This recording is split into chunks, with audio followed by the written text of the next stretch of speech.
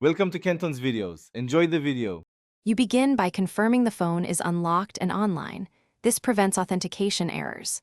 Open Settings, then Accounts or Users and Accounts, and tap the Google entry you want removed. If prompted, authenticate with your PIN, pattern, or password. This proves you own the device. Once done, pause to check synced data like contacts and photos. Make sure anything you need is backed up to another account or exported. This avoids accidental data loss when you remove the account from this mobile. Now you tap Remove Account and follow the confirmation flow.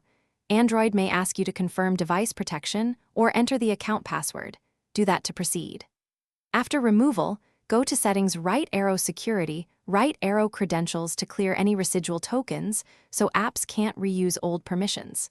Make sure Google Play and other apps no longer list that account. Sign into any remaining apps with an alternate account if needed. If you had two-factor authentication, check your backup methods so you can still access the account elsewhere. Finish by rebooting the phone and returning to Settings, right arrow Accounts to confirm the Google entry is gone. This ensures background services have reloaded. For extra assurance, sign into your Google account on a browser and remove the device from the devices list. If removal failed because of a forgotten password or device protection, clear Settings App Cache, retry authentication, or as a last resort backup personal data and perform a factory reset. If problems persist, use recovery options on the Google account sign-in page. Thanks for watching. Consider subscribing if we helped you.